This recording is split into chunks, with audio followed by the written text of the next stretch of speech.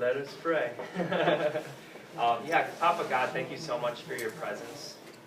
Thank you so much that you're here, even though we're training and we're trying to fine tune how we actually encounter you, how we just want to, as we just train, God, this is still worship, and so I pray that you still stay on the forefront of our mind, that that we get to just see your presence, see your nature, see your beauty, even in the midst of training.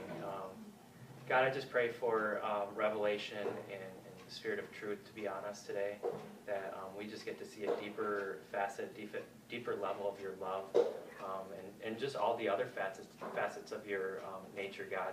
Let us just really reflect on who you are, and not in like shallow wells, but in really deep ways, and just walk away just knowing that that you were here, and that whenever you show up, you minister to hearts. So even if this is a time of training, God, we just so welcome you to minister to our hearts and just really speak into our lives. So yeah, bless this time, bless everybody that's on their way, and bless everyone that's here. Amen. Cool. So I'll just kind of get started real quick about the burn. And kind of, I mean, everybody who's here. Oh, hey, it's Bree. Wave to the video. Wave to the video. Hi, video. Oh, I don't want to sit here then. We are going to move. No, those are the baited seats. Those are the, I'm actually probably going to stand like up here essentially, so.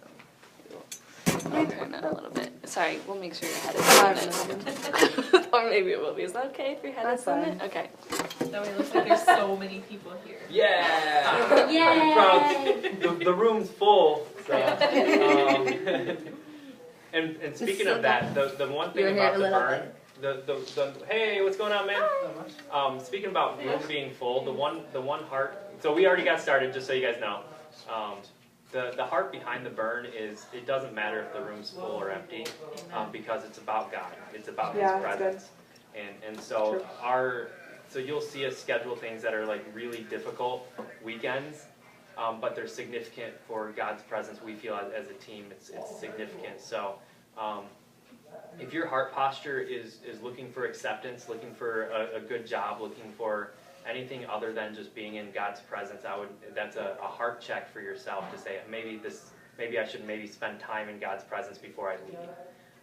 Because that's not our intent here, is for people to get kudos, to fulfill a calling, to do anything except for being in God's presence.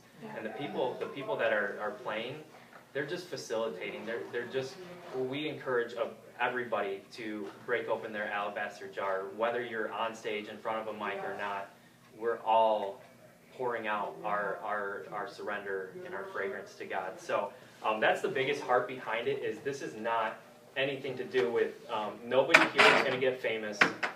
No, well, maybe they will, but our intent is not to make people famous. Our intent is not to create new songs. Our intent is not to be this huge movement.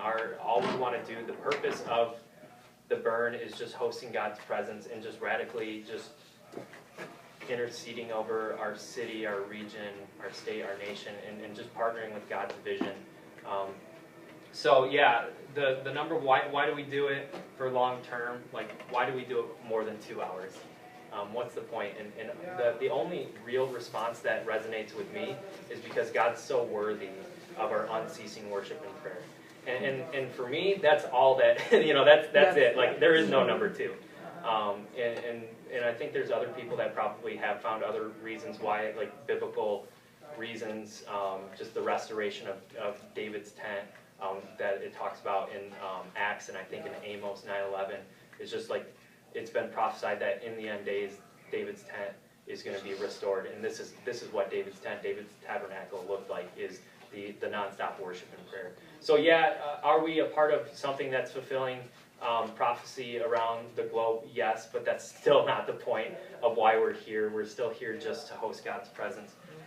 And so as we just dive in, the point of the workshop is just to help fine-tune and create, I guess, space to expand and go deeper inside of our worship. How do we create space for Jesus? how do we create space for for the intercessors to come in, and how do we work as a functioning kingdom team? And so there's part of it, and I'm sure Morgan's going to go into way more detail because she can and I can't. I can, but like she's got the ability to make it clear. And so what we're going to do, we are talking about a little bit of spontaneous worship, because when the encouragement is like when you take a 2-hour worship session, it's going to force you to either be stressed out about every single song you're playing, and you're going to have like 50 songs. It's going to be more like 20. And it's going to be very structured and very stressful, or you're going to learn how to take your secret place. The biggest thing about prayer room worship is you're taking what you're already doing in your secret place, and you're just bringing it into public. So the encouragement is like if you haven't really experienced spontaneous worship in your secret place, or the capacity to be in a secret place for longer than 15 minutes, the encouragement is go to your secret place and just go deep with God, and just like sometimes maybe not even say anything, but like learn to just hear from God. Because part of the spontaneous, and Morgan's going to get into this, part of spontaneous worship is also the spontaneous ministering through song. And so we minister through hearing what God's heart is in this moment, and we intercede with what is Jesus interceding in this moment too. So hearing from God is just so important, and we all have that access, and we all have that ability to do it. So sometimes maybe we just got to get in our secret place and just kind of just rest and wait on hearing God's voice. But there's going to be really cool activations, techniques on here's how you can go deeper with what we have. So any questions about the burn that we didn't necessarily cover? I usually talk about worship a lot because I love it, like what it means to me, but I think you guys have probably heard me say it like 50 times. So I think we're good. Yeah? Okay. I wanted to save some time for Morgan's teaching because that's why we're here. What you're teaching is why we're here. I'm teaching what? Do people know where to go? Like, I can. should we put like The other door's locked. I think the side door is the only one open, right? Yeah. The front door is open. Okay, I'll go mess around, see what I can do. Now that there's no one in the kitchen, we can probably open it. It was just It's loud. fine. Okay. They'll see people in here. Okay. Okay, you guys, I'm so happy that you're all here. For those of you that have been here before, you've probably already heard some of this, but that's okay. We can learn it again. I would like to know your name. My name is Hamza. Hamza, it's nice to meet you. What's your connection? I know these guys, and I know James. Awesome, very cool. And Jennifer, what are you going to be doing in the burn? Are you doing anything yet, or are you just here? Yeah, I'm going to be leading a set and then also intercession. Cool, very cool. What are you doing, Hamza? Play home. Okay, awesome. So, I like to see other faces, sorry. So yes, I'm standing, I know, we're like old a faces. teacher. What? I said we're old faces I to you, know. Morgan. No, you're new, you're fresh. We're fresh.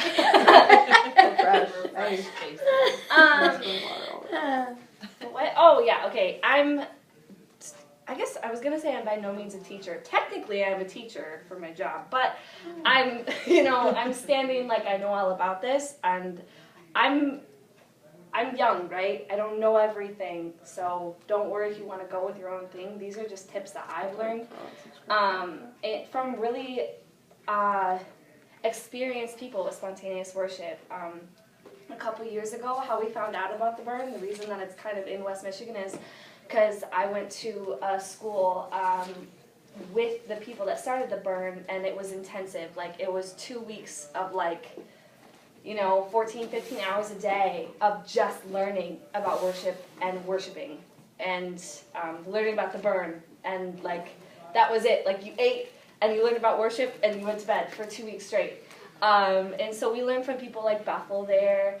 And then James and I also, that same summer, we went to another school from United Pursuit, if you guys know who they are.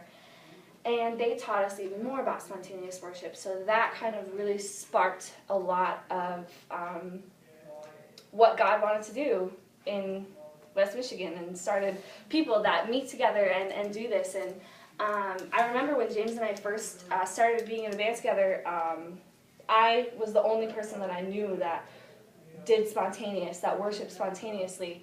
And I didn't know that groups did it. Like, I knew that Bethel did it, you know, and I didn't know that anybody wanted this. Like, when James would be like, you should go into spontaneous, I'd say, nobody wants this. Nobody wants that, you know. And so I could never have imagined that this would happen, because I really believed, like, people want what's expected, and they want to know what's coming in the song, and they want it all laid out. And so when I came back home after that intensive school, and James was like, we should do a burn, I was like, okay, I guess. I don't even know if like anybody will show up, but I guess we can do this. And so I could have never imagined what God would do. So that's my start, is that I have learned from people, and I do know some things, but this is all God. So take what I say with a grain of salt, but I'll teach you what I know. It's okay. Welcome. So I know that I think most people in here are musicians, but if you're not, if you're intercessors, this is both for musicians and for intercessors.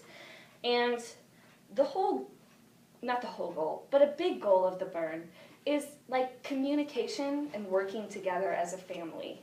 This is all about family over function. Yes, we're using instruments. Yes, it's continuous musical worship day and night.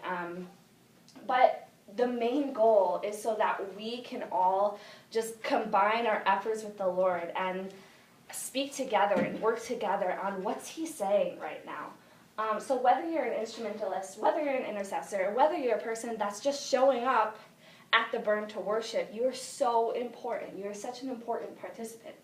And in our culture, we've really elevated musicians over prayer warriors. And we really want to come back from that and say it's so important what we're praying into the city and what God has been doing in the city through people who are musical and not musical.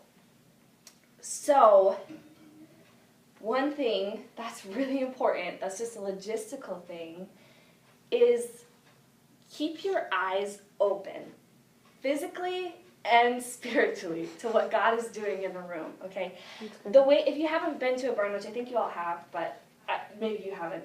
Okay, if you haven't been to a burn, the way they're kind of set up is there's the band or the worshiper, or whoever is leading worship, and then there's an intercessor over that time that also has, you know, are we not allowed to use that door? Yeah, hey, can we not use that door, Dad? We don't want people tripping over cords. Sorry. So in the future, just in future, just like. Welcome. Hi. Just walk right in front So, of you then. yeah. Here. It's okay. Okay. I thought we just were around. So. Oh no, I just want to avoid like the Yeah. potential of people tripping over cords. Yeah. So it's okay if people walk through the camera. Yeah, it's okay. Everybody's my phone. Okay. So. Eyes open, spiritual. Yeah, eyes open. Okay. It's a big thing. We go to worship. What's the picture of a worshiper? Right? This. Right? But we have to think about, if you're leading worship, yes, it's okay to close your eyes and be in God, and that's awesome. But there have been sets where the worshipers are either focused on their lyrics, or they have their eyes closed. And if that's happening, first of all, they're not paying attention to the people in the room, and they're not paying attention to the intercessor that might have something to say or to add, or a verse to add or something. And the intercessor is also in charge of discerning the people that are there, the participants. So the way the burn works and will work in the future is people can come up to the intercessor and say, I feel like God is saying this, or I feel like, I really want to share this part of this testimony. And then the intercessor can pray about it, think about it, and say, yeah, let's do that. Let's keep it to 3 minutes and you share that, or I'll share that for you, or something like that. And if the band isn't open to the intercessor, or the intercessor isn't open to the band, and there's not communication happening, then a lot of things can be missed. So pay attention to what God is doing in the room. You can close your eyes. Like, I'm not saying don't close your eyes at all, don't feel the moment. But if we were meant to